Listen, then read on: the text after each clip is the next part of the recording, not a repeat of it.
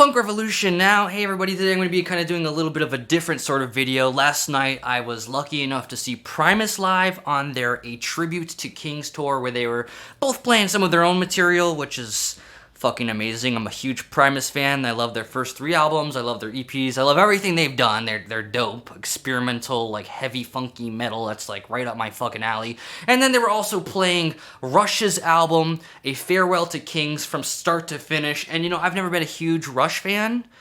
But, you know, I thought this was such a fucking cool, like, blend of both worlds between Primus and Rush. I was like, I gotta go. I ended up getting VIP tickets. Let me see if I have my, where'd I put that shit? Found it, my VIP pass. So I spent a lot of money on it, and I'm fucking glad I did, because this shit was like literally one of the best shows I've ever fucking seen in my life. I got there real early. This was at the Beacon Theater, which is like in Uptown Manhattan, a really big, beautiful theater. You can probably see like a photo here I'll put up there. It's a, you know, a really famous theater in Manhattan, really beautiful, golden, massive, and I got the VIP tickets, so I was like right up front, really close, got to see all the musicians, you know, up to the fucking, like, facial expressions. A huge privilege, and along with the VIP package, I got there early, and there was, like, a Q&A session with Primus. Super dope. You know, I actually walked up and asked them a question, you know, looking right in the eyes of Les Claypool and the other musicians who, they're all just super fucking chill guys, and I asked them about, like, if they had any kind of advice for the recording process, since I'm currently working on recording some, Fireman stuff, and we kind of chatted about that. That was super fucking cool. I also got this this really cool, like, limited edition Primus poster with the VIP package. It's signed by the band. It's looks pretty fucking badass. Looks kind of like, you know, Star Wars, kind of nerdy. Reminds me a bit of Sleep's album cover for their album Dope Smoker. I mean, this was a really, really nerdy, but really, really cool event. And just, you know, just an FYI, the audience, especially for the VIP package, like, think about who likes Primus. This is experimental metal. That is like a nerdy-ass audience. And then think about who likes Rush. That's a nerdy, nerdy, nerdy, nerdy-ass audience. So it's a Venn diagram of, like, the 2 nerdiest audiences, and then, like, everyone who falls in the middle are, like, the biggest fucking nerds you've ever seen. Like, cargo shorts, weird, dorky little hats and fedoras, really, you know, stupid, funny band shirts that are ugly, but, like, very nerdy and funny and cool. Lots of people in the audience with, like, autism and ADHD, like, bouncing around, like, you know, shout out to neurodivergent music fans. Definitely the best people you want to be in an audience with for a nerdy concert. The VIP package also came with this, I don't know, it's a face mask. I'm never gonna wear this. This shit's kind of ugly. It's just a crown on a face mask. I don't even know if that's gonna protect you from COVID. But, you know, you get the idea. They were, you know, treating us nice with all these kind of goodies. So I drink a few beers, sit down, like I said, like way up front at the theater. It's just like a beautiful, beautiful theater. I've been to the Beacon Theater before, but I've never gotten to sit like that. And the opening band is this band called The Sword. I've never listened to The Sword before. They were like heavy metal, very bluesy, you know, probably like very Black Sabbath influence, maybe a little bit of like Caius, kind of like stoner metal influence, and they weren't playing anything too complex. They were playing some pretty straightforward bluesy heavy metal, like chun chun chun chun chun chun chun chun chun chun. And you know, if you're not a fan of metal, especially more straightforward bluesy metal, well, let me tell you, if you're at the Beacon Theater and you're listening to The Sword play that straightforward bluesy stoner heavy metal, you're gonna love it anyways, because you can literally feel every single fucking bum bum bum bum chun chun chun, just so much vibrations just digging into you.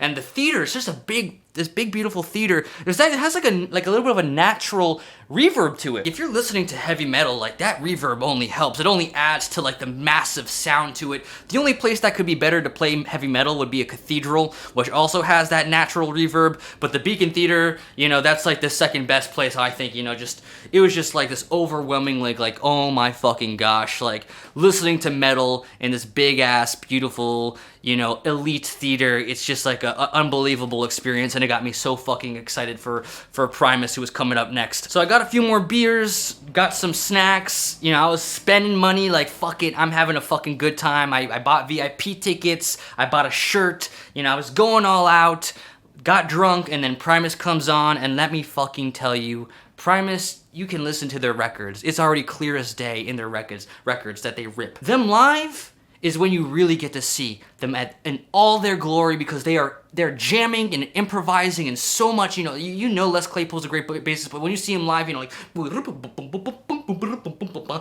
like tapping and banging around the bass, like you can see like this is like some complex, crazy fucking shit. That's such a brilliant combination of like, you know, heavy. Sometimes they're like, and sometimes it's almost like jazz fusion, kind of like, you know, dorky, like polyrhythms and stuff. Like, obviously, you know, I prefer Primus's more heavy metal kind of sort of influences, but, you know, maybe because this was a Rush show, they wanted to lean on it a little bit more to their proggy kind of stuff, and like lots of jamming, playing some of their newer songs, playing some of the hits. And then behind Primus, there was all these like visual images of like really disgusting and ugly and unsettling kind of images of like ugly people in masks, and like it just kept like looping, and it was just like really, I mean, it was just like so gross, which is like exactly like what is exactly should be playing behind Primus's music, because this is weird and kind of uncomfortable music, so you need some images behind them that are also kind of weird. Let me see if I have any videos of this.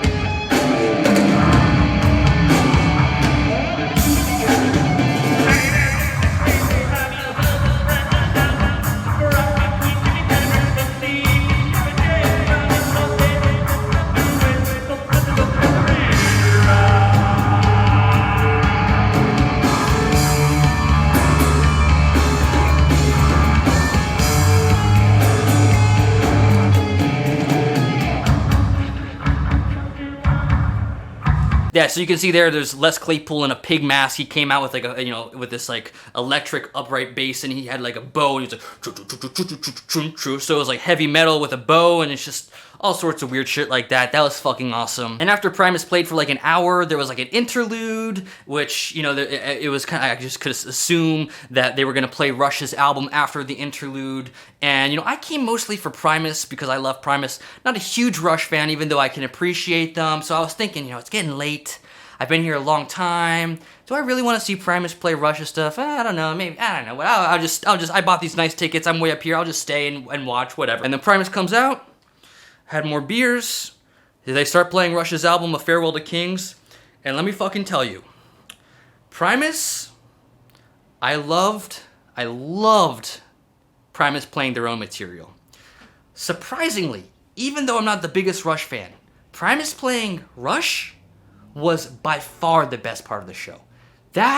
It just clicked with me on such a deep level. Like, now I understand the appeal of Rush. Like, maybe because it was live and they were playing so fucking loud and it was so fucking epic, and maybe it was just like the audience, like lots of older men and dorks who are big Rush fans who've like probably seen the real Rush play like 10 times, like, you know, tears in their eyes. The drummer of Rush had passed away recently, and this was like kind of a beautiful moment of, you know, the torch of progressive rock being passed in a sense from Rush to Primus and onwards. And one thing that was pretty interesting was that Primus, they like played Rush's material like 99% perfectly.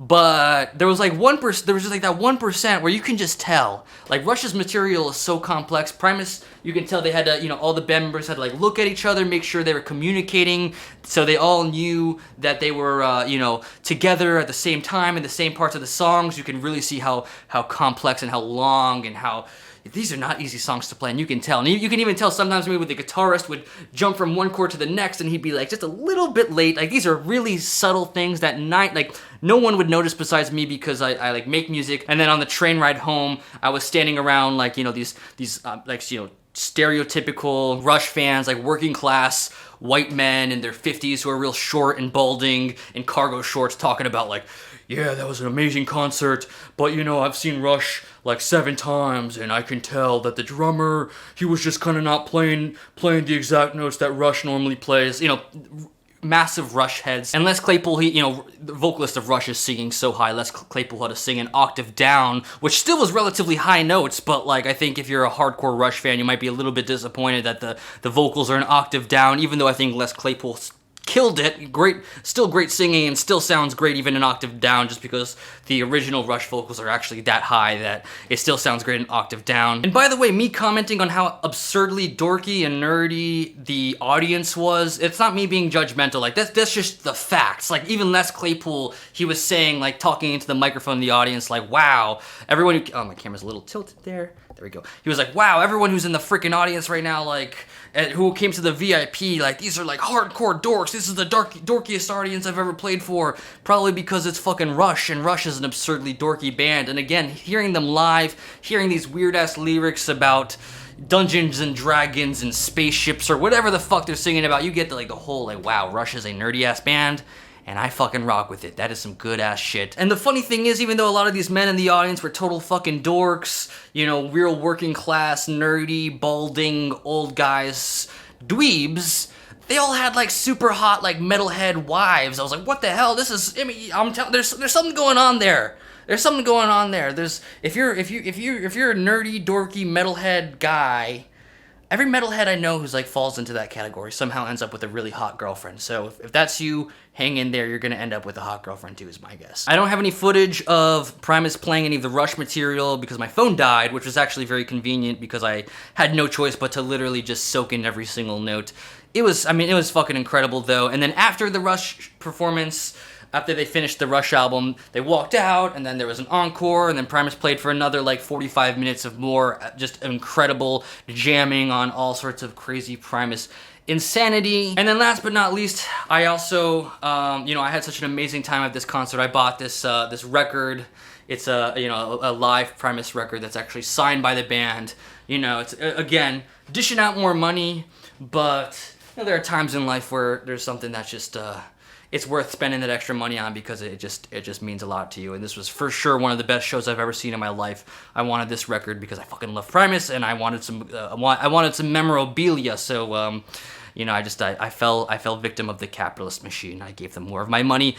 Worth it though. I feel lucky as hell. I feel like in a great mood today because you know, yesterday I felt like I really, you know, went to something that I'm gonna remember for the rest of my life. And at the very least, I got this fucking.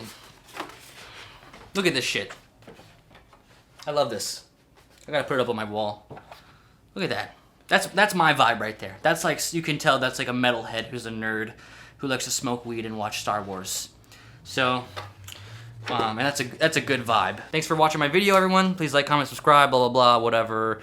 Shout out to all the Rush fans out there. You all are nerds. Primus fans, you all are nerds.